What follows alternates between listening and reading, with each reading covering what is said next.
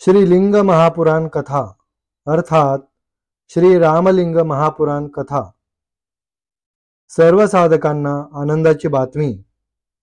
भगवान राम, कृष्ण, छत्रपती शिवाजी महाराज यांनी पूजलेले समाजाचे कल्याण करणारे शिवलिंग याविषयी अत्यंत दुर्मिळ, कधीही न ऐकलेली सत्य कथा म्हणजे श्री लिंग महापुराण कथा अर्थात श्री रामलिंग महापुराण कथा।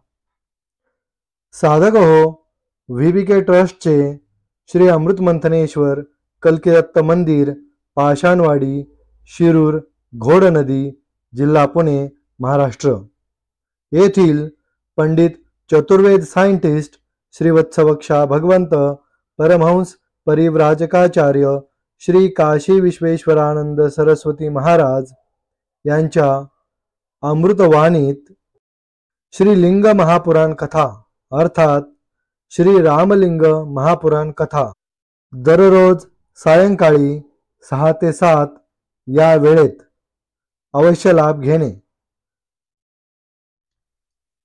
ओम वक्रतुंड महाकाय सूर्यकोटि समप्रभ निर्विघ्नं कुरु मे देव सर्वकार्येषु सर्वदा। ओम गुरु ब्रह्मा गुरु विष्णु गुरुदेव महेश्वरा गुरु साक्षात् परम ब्रह्म तस्मै श्री गुरवे नमः। ओम दत्त दत्त राम राम, ओम दत्त दत्त राम राम, ओम शिव शिव शाम शाम, ओम शिव शिव शाम शाम। ओम शांताकारं भुजगशयनं पद्मनाभं सुरेशं, ओम विश्वाधारं गगनसदृशं मेघवर्णं शुभांगनं, ओम लक्ष्मीकांतं कमलनयनं योगिर्विधानगम्यं वंदे विष्णु भवहरं सर्वलोकैकनाथं। जय भोलेनाथ, शिवशंकर पार्वती भो नमः। आज आपण एक चांगला विषय तो तुम्हाला माहित नाही तेच तुमच्या पुढे आणतो। आपण शिवलिंगाची पूजा करतो, का करतो, कशा करता करतो, त्याच्यामुळे आपल्याला काय फायदा होतो, पूजा कोणी कोणी केव्हा केली, याचा कालखंड किती आहे सगळं पाहणार आहोत।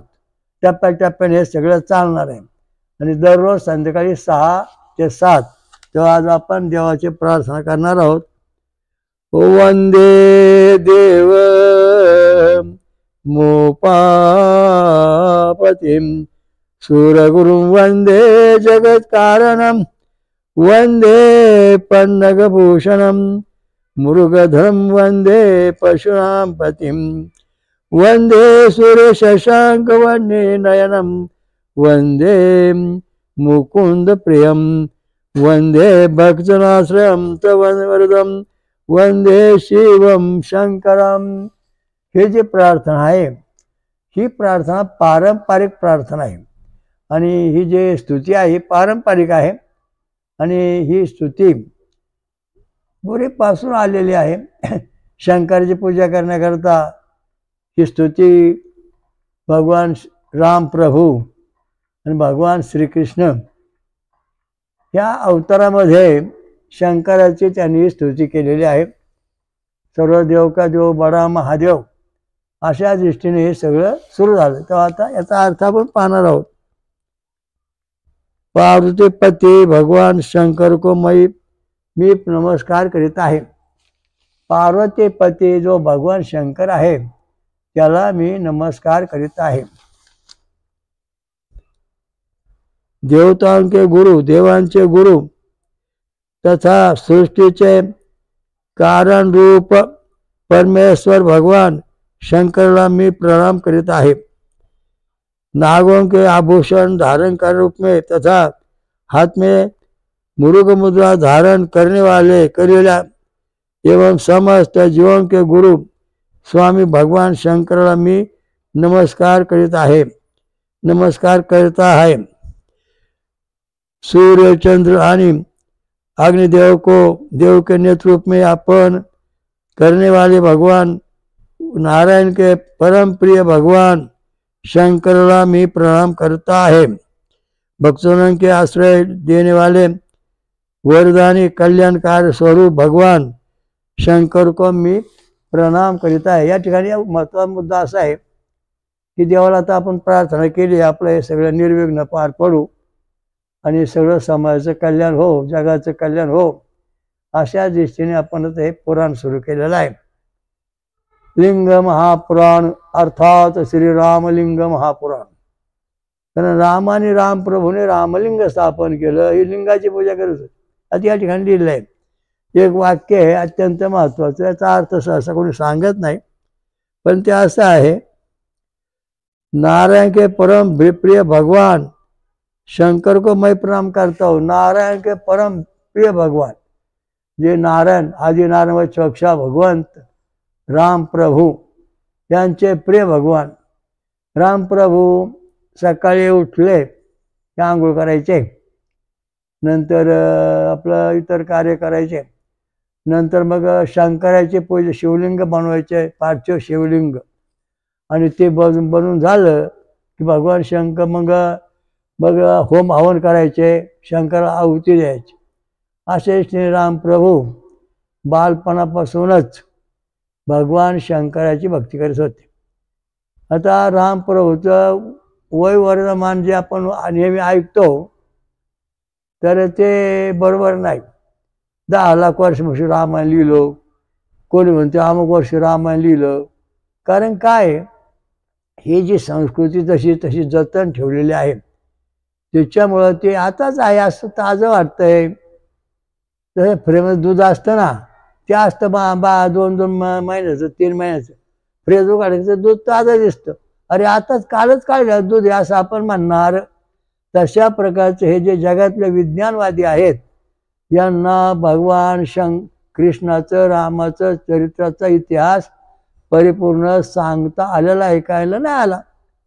सांगतो रामप्रभूचा जो अवतार झाला तो 24व्या त्रेतायुगात झालेला आहे आणि कृष्णाचा अवतार झाला 28व्या द्वापार युगात। या दोघांचा अंतर बघा किती आहे। रामप्रभूला आज 1,85,58,126 वर्ष होऊन गेली, कृष्णा 4,77,086 वर्ष झाली। म्हणजे हे जे गणित आहे, हे दिव्य दृष्टीचं गणित आहे लिहिलेलं, त्याचा आपण अभ्यास केला पाहिजे। तर रामप्रभू दररोज सकाळी उठून भगवानचे शंकराची पूजा करायची, शिवलिंग मातीचं बनवायचं आणि ते पोजायचं। किती दिवस, रामप्रभूचं आयुष्य किती वर्ष होतं, 65,000 वर्ष रामप्रभूचं आयुष्य होतं। तो रामप्रभूने पृथ्वीतलावरती 65,000 वर्षे दररोज शिवलिंग महादेवाची पूजा केली, त्यातच रामलिंगाची पूजा झालेली आहे, अशी वस्तुस्थिती आहे। म्हणजे 65,000 वर्ष रामाचं आयुष्य असताना रामप्रभूने रामलिंग जे आपल्या क्षीरक्षेत्रात आहे त्याचं त्यावेळेला ते पूजलेलं आहे। म्हणजे आज रामलिंग पूजन किती वर्ष झाली, 1,85,58,126 वर्ष झाली। म्हणजे शिवक्षेत्र किती जुनं आहे याच्यावरून कल्पना येते। म्हणजे 65,000 वर्ष रामप्रभू शंकराची पूजा करीत होते। पुढे रामप्रभूने आपला अवतार समाप्त सोहळा मूलधामाला गेले, पुन्हा कृष्ण अवतार घडला 28व्या द्वापार युगामध्ये। वत्सवक्षा भगवान श्रीकृष्ण वत्सलांचन चिन्ह केलेला खरा देव अवतीर्ण झाला, आणि मग हा जो देव आहे म्हणजे भगवान कृष्णाचा 4,77,086 वर्ष झाली। म्हणजे कृष्ण भगवान दररोज शिवलिंगाची पूजा करायचे 4,77,086 वर्षापर्यंत। म्हणजे एक दिवसाची पूजा नाही, आपण उठलं का सकाळी नुसतं पाणी घालतो, लगेच कंटाळा येतो, घरी बसतो, पण या देवाने स्वतःच भगवान शंकराची पूजा केलेली याचं कारण बघा। म्हणजे भगवंत शंकराची योग्यता किती मोठी आहे, ज्यांना आपण देव म्हणून मानतो त्यांनी असं केलं। आता भगवान कृष्णाने 12 वर्ष कैलास पर्वतावरती जाऊन शंकराची पूजा केली. याचं कारण रुक्मिणी म्हणाली, हे शंकर भगवंत आहे, कृष्ण भगवाना, आपल्याला देवावतारिक संतती व्हावी आणि ती चिरंजीव असावी, याच्याकरता काही स्त्रियांनी कृष्णा विनंती केली. तेव्हा कृष्णाने सांगितलं की मला हे सगळं मिळवण्याकरता कैलास पर्वतावर जाऊन राहावं लागेल. आणि कैलास पर्वतावर राहायला गेल्यानंतर तिथं मी तपश्चर्या करीन आणि मग भगवंताचा आशीर्वाद मिळेल. मग त्या भगवंताचा आशीर्वाद मिळाल्यानंतर मग मी या सगळ्या गोष्टी सुरू करतो. अशा दृष्टीने भगवान श्रीकृष्ण 12 वर्ष कैलास पर्वतात गेले. वर्षातून एकदाच फक्त जेवण करीत असत, फळाहार करीत असत, कंदमुळे खात असत, दही लोणी घेत असत आणि मग पुन्हा वर्षाने एकदाच होम हवन साम्रागी वेदाचे मंत्र शास्त्रोक्त पद्धतीने सगळं चाललं. मग भगवान शंकर प्रगट झाले, शंकर प्रगट झाले कृष्णापुढे.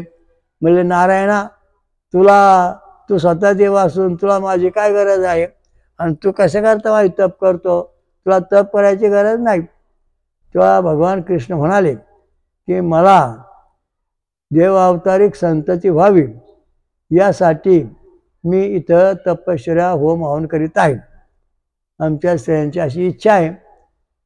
तेव्हा भगवान कृष्ण शंकर म्हणाले, आता तुला चिरंजीव संतती व्हायची तर यज्ञ नारायण मी याच्यातून तुला जे अदृश्य आहे, अदृश्य माझ्याकडे जे आहे, तू जशी भक्ती करशील तसं तसं तुझ्या शरीरामध्ये दृश्य प्रगट होईल. आणि मग त्या अदृश्याचं दृश्य प्रगट झालं. हा शेंगदाणा आहे, हा दिसतोय, मग पुन्हा तो अदृश्य, मग त्याचं झाड झालं अदृश्य. शेंगदाणा पाला चोळा शेंगदाणा दिसत नाही, कुठला गुणधर्म आढळत नाही. मग पुन्हा त्या शेंगाच्या खाली झाडाला बारीक पांढऱ्या कुणी येतात, त्याचं कवच बनतं आणि मग त्याच्यामध्ये तो शेंगदाणा प्रगट होतो. तशा प्रकारचं भगवान कृष्णाने तपश्चर्या केल्यानंतर भगवान कृष्णाच्या शरीरामध्ये अदृश्याचं जे दृश्य आश्रय होते, दृश्य रूपामध्ये जीव प्रगट झाले, चिरंजीव जीव. आणि ते जीव प्रगट करण्याकरता 12 वर्ष लागले. कुठं? कैलास पर्वतावर भगवान कृष्णाने 12 वर्ष पूजा केली. तसे ते रोज पूजा करीत होते. मग भगवान कृष्णाने शंकराची पूजा किती वर्ष केली? 4,77,086 वर्ष पूजा केली. जवळजवळ आता 40 वर्ष झाली. म्हणजे कृष्णाचं वय होतं 45,000 वर्ष. म्हणजे कृष्णाने 45,000 वर्ष शंकर भगवंताची पूजा पार्थलिंग करून यज्ञ होम करून केली. रामाचं वय होतं 65,000 वर्ष. रामप्रभूने 65,000 वर्ष शंकराची पूजा केली. आणि रामप्रभूने 11,000 वर्ष 11 दिवस 11 वर्ष अयोध्येमध्ये राज्य केलं. शिवलिंगाची पूजा करून महाशक्ती मिळवली.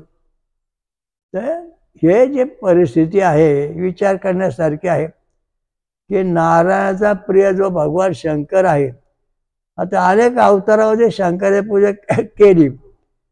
भगवान भगवान शंकराची पूजा करीत असत. आणि पूजा करता करता रोज 1000 कमळ व्हायचं. मग त्यातलं एक कमळ कमी झालं आणि एक कमळ कमी झाल्यानंतर त्याने डोळा काढून शंकराचा पिंड व्हायला. मग शंकर भगवान प्रगट झाले आणि मग विष्णूला नवा डोळा दिला आणि सांगितलं की माझ्या शिवलिंगामध्ये तुमचा डोळा राहील आणि हे ज्योतिर्लिंग राहील. आता ज्योतिर्लिंग आणि शिवलिंगात काय फरक आहे? हे ज्योतिर्लिंग म्हणजे ज्या शिवलिंगामध्ये शंकराचं सगळं आहे शिवलिंग, आणि त्या शिवलिंगामध्ये आदिनारायणापेक्षा भगवंत महाविष्णूचा डोळा आहे, ते ज्योतिर्लिंग. त्याला ज्योतिर्लिंग म्हणतात. बाकीचे ज्योतिर्लिंग नाही, ते शिवलिंग आहेत शंकराने तयार केलेली, शंकराची पूजा करायची बसण्याची. म्हणून 12 ठिकाणच्या ज्योतिर्लिंगामध्ये मग भगवानचा पांढरा डोळा आहे. काही काही ठिकाणी आपला डोळा दिसतो, काही ज्योतिर्लिंगामध्ये काही दिसत नाही. तर हे ज्योतिर्लिंग आहे. मग या ज्योतिर्लिंगाची पूजा कोणी किती वर्षी केली? रामप्रभूने 65,000 वर्ष भगवान शंकराचे जवळ शिवलिंग पार्थिव करून रोज पूजा केली. त्यातला रामलिंग एक आहे. त्याचप्रमाणे भगवान कृष्णाने 45,000 वर्ष शिवलिंगाची पूजा केली. अग्निहोत्र कर त्याचं ते बिल्वदेकेश्वर हे शिवलिंग जे आहे ते स्थापन भगवान कृष्णाने केलेलं आहे. म्हणून बिल्वदेकेश्वर नावाचं ज्योतिर्लिंग. तर ज्योतिर्लिंग आणि लिंग शिवलिंग याच्यामध्ये फरक आहे. ज्योतिर्लिंग जे आहे त्याच्यामध्ये भगवान विष्णूचा डोळाचा अंश आहे, ते ज्योतिर्लिंग 12 ज्योतिर्लिंग. आणि ज्याच्यामध्ये विष्णूचा अंश नाही ते शिवलिंग, ते शंकर पार्वतीचा अंश. अशा दृष्टीने आपण पूजा करतो. म्हणून आपला 12 ज्योतिर्लिंगाचं रोज नाव घेतलं पाहिजे, त्याचं स्मरण केलं पाहिजे, तेव्हा आपल्याला खरी शक्ती प्राप्त होईल. मग पुढं भगवान कृष्णाने 12 वर्ष कैलास पर्वतावरती होम हवन करून शंकराला प्रसन्न करून घेतलं. शंकराकडे जे दिव्य अदृश्य होतं ते शंकराकडे ते कृष्णाला मिळालं आणि कृष्णाचं जे अदृश्य होतं ते दृश्य झालं. मग कृष्ण भगवंताचे वंश झाले, ते चिरंजीव जन्माला आले, देव अवतारिक. अशा दृष्टीने शंकराने कृष्णाला संतती वंश दिला, आशीर्वाद दिला. भगवान शंकराला पहिली पत्नी होती पार्वती. ती गेल्यानंतर मग उमा झाली आणि मग आता शंकराचा तो उमा आहे. पहिल्या पत्नीची 12 ज्योतिर्लिंग झाली, 51 महाशक्तिपीठ, 52 महाशक्तिपीठ झाली. त्यातली एक शक्तिपीठ आपल्याकडे म्हणजे महापंचसागरेश्वरी मातेचं आहे. अशा दृष्टीने हे सगळं अद्भुत कथा आहे. तर हे ज्योतिर्लिंग किंवा रामप्रभूचं आयुर्मान, कृष्णाचा आयुर्मान याचा जर आपण विचार केला, यांनी किती पूर्वीजानात पुण्य केलेलं आहे, किती शंकराकडून किती त्याने ऐश्वर्य प्राप्त केले, आपण सगळं मिळवलं पाहिजे. तशा प्रकारे आपण रोज भक्ती केली पाहिजे. भगवान शंकराची पूजा करताना कृष्ण 12 म्हणजे वर्षातून एकदा कंदमुळे, फळे आणि दही लोणी घेत असत. पूर्ण आहार घेतला वर्षभर काहीच खायचं नाही. असे 12 वर्ष मग घनघोर तपश्चर्या केली. म्हणून हे पूर्ण देव झाले. इथे काय टुण उड्या मारीत मारीत पळत 2 मिनिटं हल्लं पाणी झाला महाराज. अरे चालत नाही. पूर्वी जवळली पुण्य आहे, अधिक हजारमधली पुण्य आहे, हे सगळा हिशोब धरून मानव पूर्ण अवतार होतो, तसं होत नाही. रामकृष्ण पूर्ण अवतार का? तर शंकराची त्यांनी 65,000 वर्ष पूजा केली. कृष्ण भगवान ते पूर्ण अवतार का? तर कृष्णाने 45,000 वर्ष शंकराची पूजा केली. म्हणून हे कणखर पूर्ण अवतार झाले. कोणाला नाही हटणारे आणि कधी नष्ट न होणारे अवतार आहेत. वचवक्षा भगवंत परमेश्वर. तर याचं कारण असं आहे की आता आपण याची प्रार्थना केली. हे लिंग पुराण, ही लिंगाची पूजा कोणी किती वर्ष केली, कशी केली आपण सांगितली. तेव्हा आपण या ठिकाणी आता यांची आज प्रार्थना केलेली. आणि आपण महालिंग पुराण म्हणजे श्री रामलिंग महापुराण हे सुरू केलेलं आहे, त्याची स्तुती करतो आहोत. आणि त्या ठिकाणी आपण थोडं रोज थोडी माहिती देणार आहोत. अशा दृष्टीने सगळं चालू होणार आहे.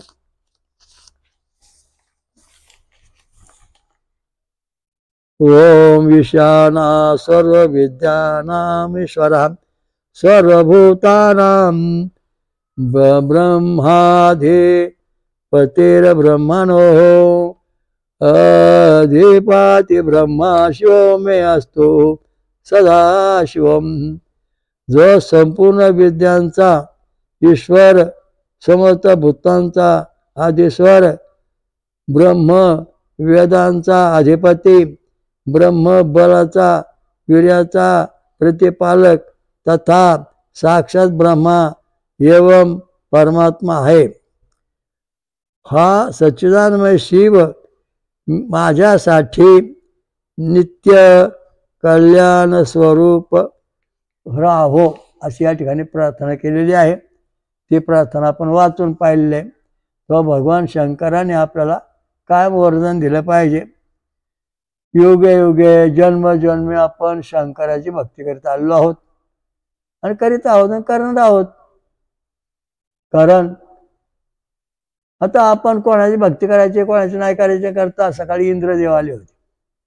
इंद्रदेव म्हणले, महाराज कडक देवांची भक्ती करा, मिळमळीत, ज्यांनी कधी राक्षस मारले नाहीत, ज्यांनी धर्माकरता काही केलंच नाही, नुसत्या गप्पा ठोकल्या, अशा कुठल्याही महाराजांची भक्ती करू नका.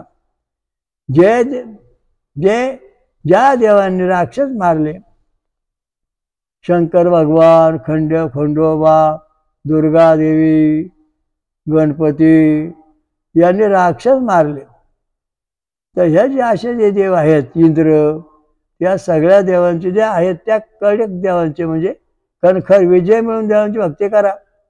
हा कोण म्हणे शंकराचा अवतार, हा गणपतीचा अवतार, हा विष्णूचा अवतार. हे मानव आहेत. हे मानव जे आहेत ते मानव अवतारिक पुरुष फक्त चमत्कार दाखवतात. युद्ध करीत नाही, लढाई होत नाही, त्यांच्यावर काही झालेलं नाही. तेव्हा इंद्रदेवाने सांगितलं, देवांचे गुरु बृहस्पती यांचं म्हणणं असं की कडक देवांची भक्ती करा. ज्या देवांनी राक्षसांचा संहार केला तेच आपलं संरक्षण करणार आहेत. आता तुम्ही झाले बघ शंकराचे अवतार, हा तुम्ही शंकराचे अवतार आहात, ठीक आहे. परंतु शंकर भगवंताने जे त्रिपुरासूर मारला त्याचा जीव किंवा त्याचे जर गण तुमच्या हल्ला करायला आले, तुम्ही शंकराचा अवतार असून तर तुमची धडगट लागेल का महाराजा? हो, नाही लागणार. कारण तुमच्या अंगात जरी देव असला तरी तुम्ही पूर्णत्व होऊ शकत नाहीत. जो पूर्ण देव तो आहे कडक देव सगळ्यात. ओम सहस्र शीर्षा सहस्राक्षा सहस्रपात सभूर्ता दशांगुलम, ज्याला हजारो शिर, हजारो डोळे, हजारो कर, हजारो हातपाय आहेत, असा जो विश्वरूप परमात्मा आहे, शिव परमात्मा, विष्णू परमात्मा, त्याची आपण भक्ती करा. तो आपण जगू तसं जगू शकणार नाही. आपले घरदार पण राहणार नाहीत.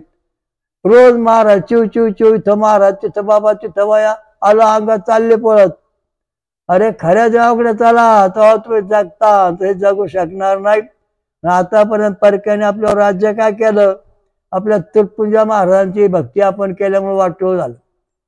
खऱ्या देवाची जर भक्ती केली असती ना, भगवान शंकर भक्ती कोणी केली?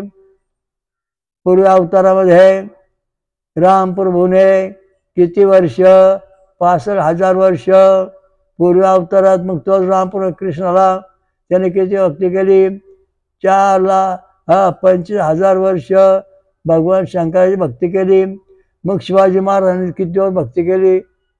शिवाजी महाराज जन्मल्यानंतर रोहिडेश्वराच्या देवळामध्ये त्याने शंकराचा अभिषेक करून शंकराची भक्ती केली. हर हर महादेव म्हणून शंख हा जाणता राजा झाला. कारण कडक देवांची भक्ती केल्याशिवाय आपल्याला जय मिळणार नाही आणि कडक देवाची भक्ती केल्याशिवाय आपण मोठे होणार नाही.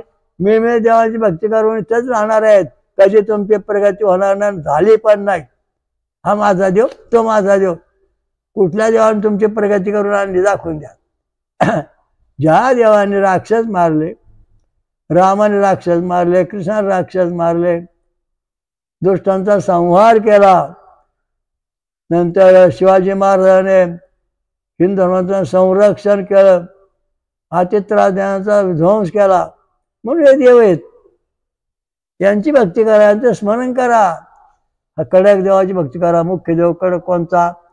ओम सहस्र शीर्षा सहस्राक्षा सहस्रपात सवृता दशांगुलम. हा खरा देव आहे. याची भक्ती करता आपलं कल्याण होईल. तसं होणार नाही. म्हणून या शिवलिंगाची, शिवशंकराची पूजा करायची म्हणजे हा शंकर. ओम सहस्र शीर्षा हा परमात्मा आहे. हा सगळ्याचा नियंत्रण करा, याच्याला आपण शरण जाऊ तेव्हा आपलं कल्याण होईल. तसं काय होणार नाही. तत्पुरुषाय विद्महे महादेवाय धीमहि तन्नो रुद्रः प्रचोदयात्. परमेश्वर स्वरूप अंतर्यामी पुरुष को आपण जाणू, त्या महादेवाचे चिंतन करू. हा भगवान रुद्र आम्हाला सद्धर्माचे लिए प्रेरित करत आहे. या वाक्याचा अर्थ आहे की सद्धर्माचं प्रेरणा करणारा हा देव. गायत्री मंत्र आहे. ओम तत्पुरुषा विद्महे महादेवाय धीमहि तन्नो रुद्रः प्रचोदयात्. स्वहा दत्तम युद्धम असं ओम म्हणून भक्ती केली की देव प्रसन्न होणार. आता या ठिकाणी आपण देवाची भक्ती करतोय, पण या ठिकाणी देवाने सांगितलंय की तुम्हाला देव प्रसन्न करून घेण्याकरता किंवा रुद्र अवतारी भक्ती करण्याकरता तुम्हाला प्रत्यक्ष सोमरस पिणे आवश्यक आहे. नळाचं पाणी, उसाचा रस, फळांचा रस, आमरस, हे असे जे सोमरस आहेत त्यांचा सहवास केला पाहिजे. ते प्यायलं पाहिजे सतत. तेव्हा आपल्याकडं देवस्थान प्रसन्न होईल, त्याची शक्ती उचलन. खंडोबाने दैत्य मारला, मैल दैत्य मारला, म्हणजे आपलं कुलदैवत झालं ना खंडोबा महाराज. त्याला आपण विसरून दुसऱ्या महाराजांच्या पाया पडत, देवा धाव. काय धाव तुला नाही बाटार पाव. अरे कोणता देव धावून येणार? कोणी येणार नाही. तुम्हाला चमत्कारात नमस्कार करायला लावणारे जे महाराज लोक आहेत ते देव नाहीत. ज्यांनी प्रत्यक्ष राक्षस मारले, दुष्टांचा संहार केला, ते खरे देव आहेत. त्यांची भक्ती करा असा स्वर्गातून हुकूम ऑर्डर आलेली आहे. आणि त्या दिवशी आपण आज हे प्रवचन या ठिकाणी सुरू केलेलं आहे. सकाळी 6 वाजता बरोबर स्वर्गातून इंद्रदेव उतरले आणि त्यांनी सांगितलं, महाराज कडक देवाची भक्ती करायला समाजात सांगत आहोत. समाज जगन तसा जगणार नाही. चेडे गोटे भानावते करणे, जादूटोळ्यांचा नाश करणारा देव पाहिजे. तो देव आहे ओम सहस शीर्षा पुरुषा शिवशंकरा. ह्या देवाची भक्ती करा तेव्हा तुमचं कल्याण होईल. तसं होणार नाही. कल्की दत्त ओम सहस शीर्षा पुरुषा शिवलिंगा. हा जो देव आहे राक्षसांचा नाश करणारा, जंतू मारणारा, त्याची भक्ती आपण केली तर आपण जगू. तसं जगू शकणार नाही. तुमचा वंश पण राहणार नाही. का? तुम्ही करून कळ्या ज्यांना ज्ञान कमी आहे, चमत्कार दाखवून जे पळव त्यांची तुम्ही भक्ती करताय, त्यामुळे तुमचा विकास होणार नाही. जे महाराज समजा रामाची भक्ती करतात त्यांचं नाव घ्यायला हरकत नाही. जे महाराज शंकराची भक्ती करतात त्यांचं नाव घ्यायला हरकत नाही. जे महाराज खंडोबाची भक्ती करतात त्यांचं नाव घ्यायला हरकत नाही. जे भक्त दुर्गादेवीची भक्ती करतात त्यांचं नाव घ्यायला हरकत नाही. म्हणजे अशा जोडून आलेलं वातावरण आहे ते आपण निर्मळ केलं पाहिजे आणि त्या दिशेने भक्ती केली पाहिजे. म्हणून देवाने सकाळीच हुकूम सोडा का तुम्ही कडक देवांची म्हणजे प्रतिभाशाली देवांची, लढव्या देवांची, सामर्थ्यशाली देवांची भक्ती करा. तेव्हा तुमचं जीवन सुरक्षित आहे. तसं राहणार नाही. कारण आता खूप विद्वान लोक आहेत. गुरी, बंगाली, कन्नडी, तेलुगू, मल्याळी हे सगळे खालच्या लेवलचे आहेत. आता हे जे महाराज आहेत सगळे ते कुठले देवाचे भक्त आहेत? आता हे सगळे जे जनता आहे कुठल्या देवाची भक्ती आहे? तुमच्या गावात जे देव आहेत ते कुठल्या योग्यतेचे आहेत? बघा ऐका. भूतियान मार्ग याला दारू, गांजा, पुवा, मंगळ वाकडं तिकडे खाणार, चेडे गोटे याच्यामध्ये असणार हे भूतियान मार्गाचे देव आहेत. हे तुमचा कायम नाश करणार, चांगलं कधी होऊन देणार नाहीत. दुसरा पितृवान मार्ग. पितृवान मार्ग वरण भात आमटे खाणे हा पितृमार्गाचे देव आहेत. हे कधी प्रसन्न होणार किंवा कधी कोपणार यांचा पण भरवसा नाही. कारण हे काही यांनी काही राक्षस मारले नाहीत. चेडे गोटेने काय कुठं राक्षस मारले? ते चेडे गोटे राक्षस झालेले आहेत. म्हणून हे जे देव आहेत ह्या देवांच्या पासून आपण कणखर वृत्तीचं बनलो पाहिजे. कणखर भक्ती केली पाहिजे. चांगले देव शोधले पाहिजेत. भगवान शंकर, शिवलिंग, ज्योतिर्लिंग. ब्रह्मदेवाला अंत लागला नाही आणि विष्णूला पण अंत लागला नाही. अशा देवाची भक्ती केली तरी राक्षस, हे तुमचे चेहरे गोटे, हे सगळे नष्ट होऊन जाणार आहेत. त्याचप्रमाणे पुढचं जो देवयान मार्ग आहे, देवयान मार्गात जे देव आहेत, इंद्रदेव, सूर्यदेव, चंद्र, हे सगळे देव जे आहेत, आणि महादेव, गणपती, ब्रह्मदेव, विष्णू, शंकर, इंद्र, दत्त, विराट, हे जे देव आहेत, हे सगळे देव म्हणजे लढणारे देव आहेत, कडक देव आहेत. आणि या सगळ्या कडक देवांचा एकच देव आहे, भगवान. ओम सहस्र शीर्षा पुरुषा पूर्ण ब्रह्मा, हे पूर्ण ब्रह्मा असणारा देव आहे. हा देव, याची भक्ती केली पाहिजे, तो आपण ह्या आपला धर्म जगेन, धर्म टिकेन, धर्माचा नाश होणार नाही, म्हणून या देवाची भक्ती केली. म्हणून हे शिवपुराण मुद्दाम आज लिंग पुराण सुरू केलेलं आहे. ओम घोरोभ्यो अथ घोरोभ्यो घोरा घोरतभ्यं सर्वेभ्यां सर्वसरोभ्यो नमस्ते अस्तु रुद्ररूपे स्वाहा. जो अघोर आहे, देवाचं नाव अघोर आहे, घोर आहे, घोर से भी घोरतर आहे, और सर्व संहारी रुद्ररूप आहे. त्याला आम्ही सर्वजण स्वरूपमे नमस्कार करत आहेत. अघोर, घोर, घोरापेक्षा अघोर, आणि अघोरापेक्षाही रुद्र, सगळ्या जगाचा संहार करणारा, दुष्टांचा संहार करणारा जो परमेश्वर आहे भगवान शंकर, त्याची आपण आराधना केली पाहिजे. त्याच्याशिवाय आपलं कल्याण होणार नाही.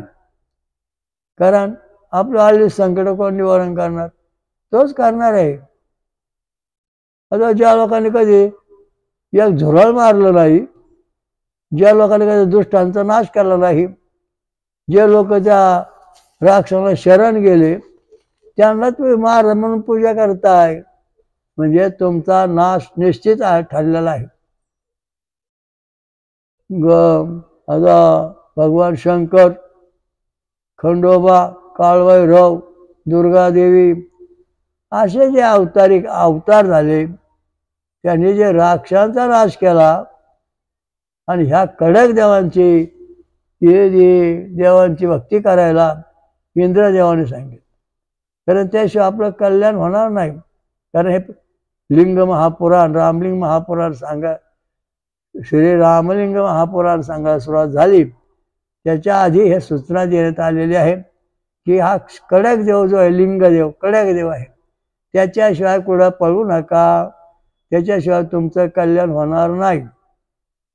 मग त्याची भक्ती केली पाहिजे. त्याचं काय खाणं आहे, त्याचं काय रूप आहे, तो कसा वागतो, त्याची स्तुती काय आहे, हे सगळं आपण पाहिलं पाहिजे.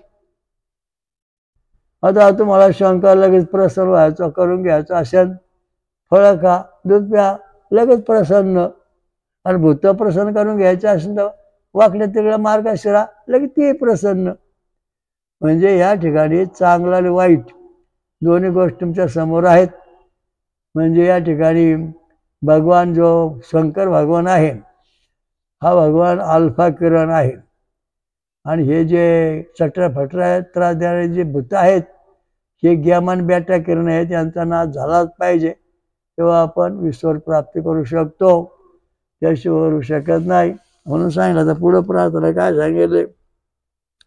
वामदेवाय नमो, ज्येष्ठाय नमः, श्रेष्ठाय नमो, रुद्राय नमः, कालाय नमः, काल विकरणाय नमो, बल विकरणाय नमो, बलाय नमो, बल प्रथमाय नमः, सर्वभूत दमनाय नमो, मनोमन्माय नमः.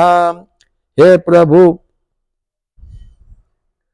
आपण वामदेव, ज्येष्ठ, श्रेष्ठ, रुद्र, काल, काल विकराल, काला विकरण, बल विकरण, बल प्रथमन, सर्वभूत दमन आहात, त्याचप्रमाणे म्हणून आधी नामांच्या प्रतिपादित करीत होत्या येईन सब नाम रूपना मला नमस्कार आहे. त्या देवाची नावं घेतलेली आहेत.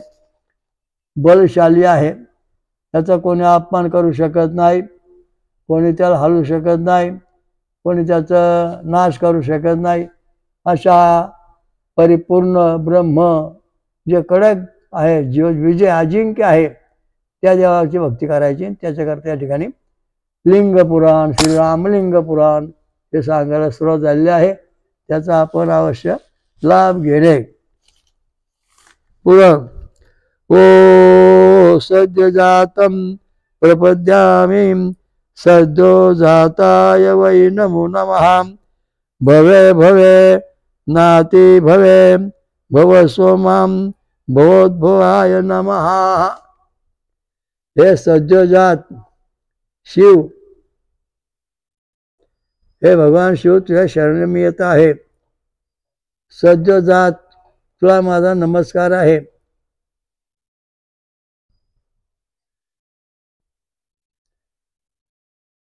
किसी जन्म आणि कुठल्या जगामध्ये माझा अपमान होऊ नये असा तू आहेस. त्या ठिकाणी माझी त्या जन्मातून त्या जन्मातून तू संरक्षण करणार आहेस. आता या ठिकाणी उदाहरण म्हणजे रामप्रभूने शंकराची भक्ती केली, तेव्हा शंकर भगवान रामप्रभूला प्रसन्न झाले, जवळ राहिले. कृष्णाने भक्ती केली तेव्हा कृष्णाजवळ रामप्रभू राहिले. म्हणजे अनेक जन्मामध्ये एकच देव प्रसन्न होतो, तो म्हणजे भगवान शंकर. दुसऱ्या देव प्रसन्न होत नाहीत. हे भक्त तुम्हाला खाण्यापिण्याकरता आहेत. मग खऱ्या देवाकडे चला. खरा देव म्हणजे ओम सहस श्रीशा पुरुषा परमेश्वरा शिवशंकर, हा देव आहे. त्याला भक्ती करायची. जेव्हा आपण कल्याण होईल तसं होणार नाही. आपल्या जीवनाला प्रश्न कधी सुटणारच नाही ना, सुटले पण नाहीत. कारण का, हे तुटपुंज जे महाराज देव बनलेत, नुसत्या गप्पा ठोकून बनले, त्यामुळं कल्याण झालं नाही. समाजा अडचणी मारले. जसं सूर्यावर ढगे येतात ना, अंधार पडतो, तसे हे खोटे महाराज त्याच्या सूर्यापुढे आले आणि त्यामुळं पृथ्वीवरती धर्माचा अज्ञान पसरलेला आहे. या सर्वस्वाचा त्याग करा, एका देवाकडे चला. जय भोलेनाथ, जय भोलेनाथ, जय शिवशंकर. तेव्हा आपला जय होईल. तसा होणार नाही. आता संकट फार मोठं आहे. अणुबॉम्बचं संकट आहे, वाकडं तिकडं संकट आहे. रात्र दिवस वाकड्या तिकडे लोक आपले हल्ला करण्यात तयार झालेले आहेत. तेव्हा भगवान शंकराचं जागृती जेव्हा आपण करू, त्याची शक्ती आपल्याला जेव्हा मिळून अदृश्यातून दृश्य शक्ती येईल, तेव्हा आपण जय मिळू. समजा आंबा आहे, आंब्याच्या कोय ह्याच्या आंब्याची कोय आपल्याला दृश्य आहे, पण आंब्याच्या कोयमध्ये अदृश्य आंब्याचा वृक्ष आहे आणि त्या वृक्षाला पुन्हा आंबे येणारं दृश्य आहे. तेव्हा आंब्याची कोय लावली, आंब्यात झाड झालं, पानं आली, आपण चोळली पानं, पण त्यातून का आंबे आपल्याला मिळाले नाहीत. पण जेव्हा त्याला मोहर आला आणि कैरी आल्या, आंबा पिकला, रस मिळाला. तशा प्रकारचं आपण जेव्हा भगवंताची भक्ती करू, तेव्हा त्या भगवंताकडे जे अदृश्य आहे ते आपल्या शरीरात दृश्य तयार होतं, विश्वरूप दृश्य. आणि मग आपण जग जिंकू. तसं जिंकू शकणार नाही. म्हणजे उठला, आंघोळ केली, तुला मोक्ष मिळेल. अरे तर असं केलं असं होईल, असं होत नाही. कारण का, अमृत पेल्याशिवाय परम मोक्षाला जाता येत नाही. गवळण म्हणे गवळणीला, चलत अमृत मंथने स्वर दत्ताला. अमृत पिऊ अमर हो, जाओ परमधामाला. अमृत पिऊ अमर हो, जाओ परमधामाला. जे भगवान परमात्मा परमधाम आहे, कडक देवाचं, तिथं जायचे आपल्याला. पण त्याच्याकरता आपल्याला अमृत प्राप्त झाली पाहिजे. अमृत प्राप्त झाल्यानंतर आपल्याला जीवनामध्ये आपण अमर झालो पाहिजे. आणि एवढी अवस्था झाली तर आपण परमधामात जाऊ, तेव्हा कुठं मोक्ष मिळणार आहे. पुष्कळ आंघोळ इकडे का झाला मोक्ष, इथं उडी मारी झाला मोक्ष, आंब्याला का झाला मोक्ष, तम तम तम मंत्र मग झाला मोक्ष. अरे काय खेळ लावला तुम्ही. मोक्ष हा काय भाजीपाला नाही. ज्याप्रमाणे मटकीला कोंब भिजू घातल्यावर कोंब येतात, त्याप्रमाणे अमृत प्राप्त झाल्यानंतर माणसाचं चतुर्भुज स्वरूप प्रगट होतं. तसं होत नाही नाटकं करून. लक्षात ठेवा. भगवान कृष्ण अमृत, रामप्रभूला अमृत, म्हणून भगवान कृष्ण आपलं मूळ स्वरूप पुन्हा दाखवलं. विश्वरूप कृष्णाने अर्जुन, राम आणि हनुमंताला विश्वरूप दाखवलं. तर अशा दृष्टीने चतुर्भुज स्वरूप व्हायला भजन नुसतं गप्पावर होत नाही. सोमरस प्यायला पाहिजे, अमृत मिळालं पाहिजे, आणि मग आपलं चतुर्भुज स्वरूप प्राप्त होईल. तेव्हा आपण परमधामात जाऊ. तिथे गेल्यानंतर जो महादेव आहे, ओम सहस शीर्षा परमेश्वरा शिवशंकरा, त्याची भेट होईल. आणि त्याची भेट झाल्यानंतरच मग आपला मोक्ष सुख शांती मिळेल. तशी मिळत नाही. सनातन धर्माचे खरं सत्य ज्ञान आहे, त्याचा प्रत्येकाने अभ्यास करावा. ज्ञान म्हणजे ज्ञान मिळालं की माणूस मोक्षाला जातो, ही गोष्ट खरी आहे. जर आंघोळ केली की मोक्ष मिळतो, ही गोष्ट खरी आहे. पण ते कोणला? ज्याला अमृत प्राप्त होईल आणि त्याला ज्ञान प्राप्त होईल. जे नदीत गंगेत आंघोळ करतील त्यांना गती मिळते, बाकीच्यांना नाही मिळत. लक्षात. मटकीला मोल फिरतात तसे अमृत पिळव आपल्या जीवात्म्याचं चतुर्भुज स्वरूप होतं. आणि मग आपण पुढे सरकतो. नमः सायं नमः प्रातनं रात्रा नमो दिवः भवाय च शर्वाय सोम शोभाम्यासं नमः. हे रुद्र परसा, आपल्याला सायंकाळी, प्रातःकाळी, रात्री आणि दिवसभर आम्ही नमस्कार करतोय. हे भवदेव, हे रुद्रदेव, आम्हाला तुम्ही आमचा नमस्कार स्वीकार करावा, आमचं कल्याण करावं. यस्य निस्वस्तुतिं वेदायो वेदभ्यो अखिलं जगत निर्ममिं जगतहं वंदे विद्यातीर्थ महेश्वरम. वेद जिनके निश्वास आहे. आता या ठिकाणी महत्त्वाचा मुद्दा सांगितला आहे की भगवान परमात्मा आदि नारायण, भगवान शिवशंकर, सहस शीर्षा पुरुषा शिवशंकर हा नारायण, त्यांच्या श्वासामधून वेद निर्माण झाले. आणि ते वेद ब्रह्मदेवाने आपल्या कानात साठवून जग सृष्टी निर्माण केली.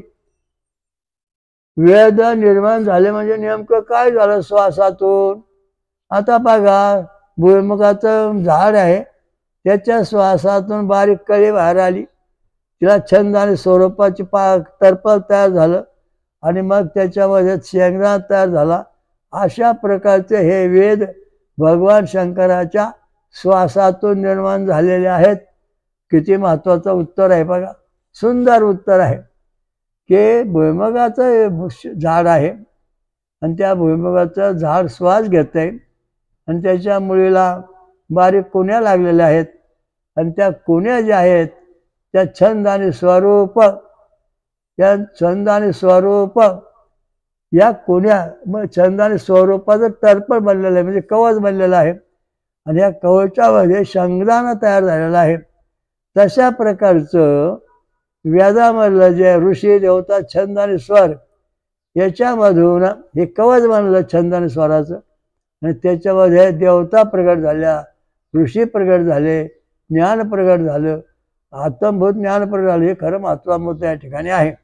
म्हणून वेद या पौरुष आहेत, लिहिले नाहीत. जसे तसे काय वेद नष्ट होत नाहीत. वेद आहे म्हणून जग आहे. जो वेदाचा अभ्यास सोडीन त्याचे जग नाही. छंद आणि स्वरातून हे सगळं चालतं. जवारीसारखी जवारी, बाजरी बाजरी, गव्हासारखे गहू, माणसारखा माणूस, कोंबडी बकऱ्या कुत्री मांजरी 84 लाख जसे का तयार झाली? तर भगवंताच्या श्वासातून वेद छंद स्वर निर्माण झाले. आंब्याचा छंद आणि स्वराचं कवच बनलं, आंबा तयार झाला. नारळामध्ये करुणीचा छंद आणि स्वर प्रगट झाला, तो नारळ प्रगट झाला. वांग, बटाटा, कांदा, लसूण, सगळ्या ठिकाणी छंद आणि स्वर आहेत. ज्वारी, बाजरी, गहू, तांदूळ, म्हणून हे सगळं जसं तसे मानव, हत्ती यांचे छंद तयार झालेले आहेत. म्हणून या छंदातून जसाचे तसं जग निर्माण. हे ज्योतिर्लिंग, हे ज्योतिर्लिंग. शेंगदाण्याचं ज्योतिर्लिंग म्हणजे शेंगाचं टर्पल, त्यामध्ये छंद आणि स्वरांत तयार झालं, त्याच्यामध्ये शेंगदाणा प्रगट झाला, म्हणजे हे ज्योतिर्लिंग प्रगट झालं, असं हे ज्योतिर्लिंग आहे. त्या दृष्टीने आपण हे अभ्यास केला पाहिजे.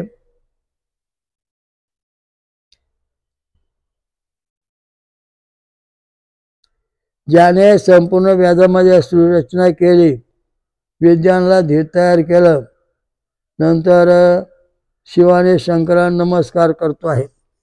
त्याचं कारण असं आहे की ज्या सगळी सृष्टी मन केली, आता सृष्टी सांगा तुम्हाला की छंद, जगते छंद निश्वास स्वरातून हत्ती निर्माण झाला, गारचे छंद षडजा स्वरातून मानव निर्माण झाला. म्हणजे असे श्रीवेदामध्ये वर्णन आढळतं. कोणत्या छंदापासून कोण निर्माण झालं?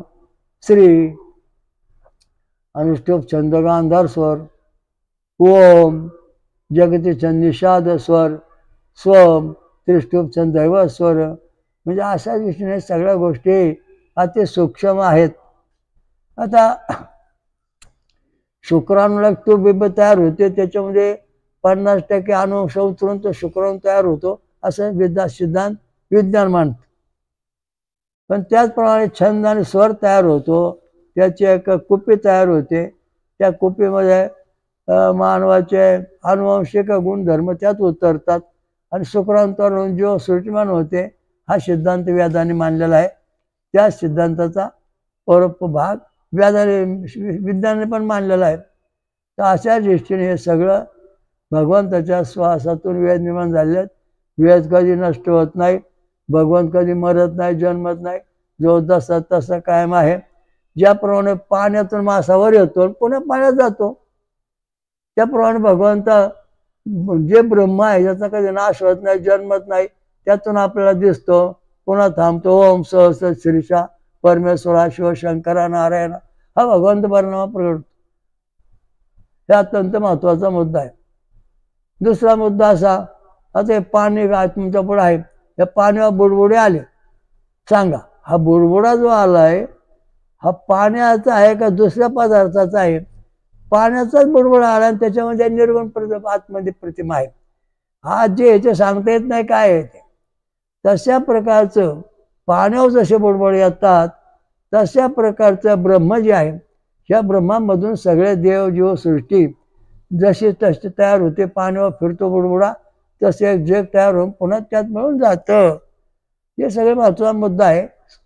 म्हणून वेद कधी नष्ट होत नाही, देव कधी नष्ट होत नाहीत, आहेत तसेच कायम आहेत.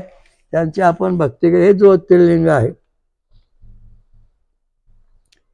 ओम त्र्यंबकम यजामहे सुगंधिं पुष्टिवर्धनम उर्वारुकमे बंधना मृत्युमोक्षे महामृतात. 3 नेत्रवाला सुगंधयुक्त पुष्टी करणारा वर्धक शंकर, त्याची आम्ही पूजा करतो. शंकर आम्ही नमस्कार करतो.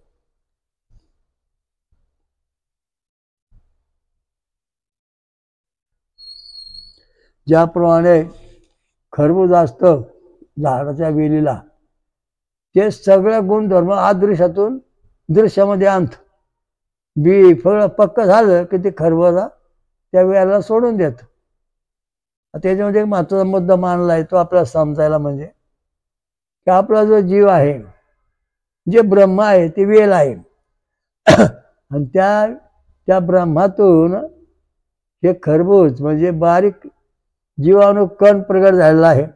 आणि तो जीवाणू कण त्या ब्रह्मातल्या सगळ्या गोष्टी मानव स्वरूपात खेचून घेतोय, शरीर बनवतोय.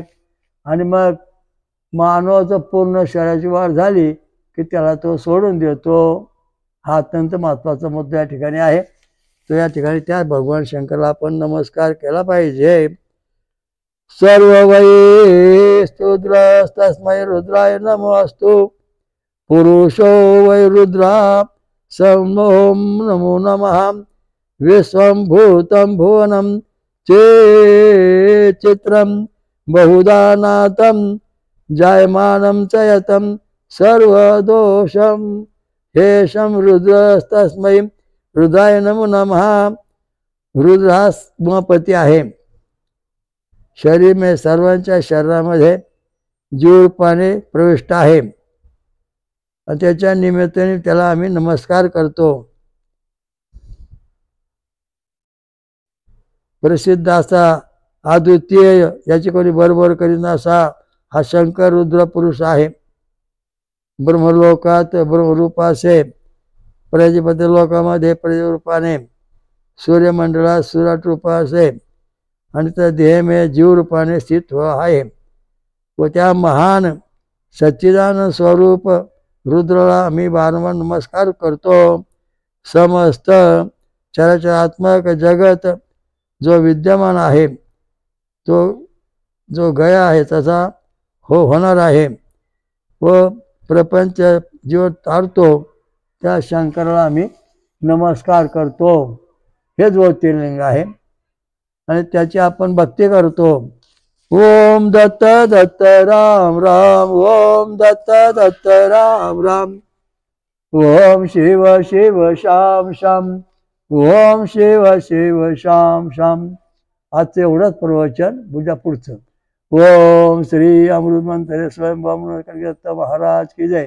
स्वयंभू महापंचसागरेश्वरी महादुर्गा शाकंभरी माता की जय. अनुसया माता की आतुर सिंह की जय. सर्व देव देवते सात संतन की जय. धर्म की जय हो. श्री रामलिंग महाज्योतिर्लिंग, श्री रामलिंग महाराम महापुराण याच्या अंतर्गत जे आहे त्याचा विजय असो. हरिओम दत्त. ओम शांत शांत. VBK ट्रस्ट ची योजना बेकारी संपविणे, वेदमंत्र आणि रक्तगट प्रचार करा. समाजाकडून मदत होते. जगभर घरोघरी प्रचार करा. अधिक माहितीसाठी पुढील पत्त्यावर भेट देणे किंवा संपर्क साधणे. VBK ट्रस्टचे स्वयंभू विश्वराजा श्री अमृतमंतनेश्वर कल्किदत्त मंदिर, पाषाणवाडी, शिरूर, घोड नदी, जिल्हा पुणे, महाराष्ट्र. हरिओम दत्त.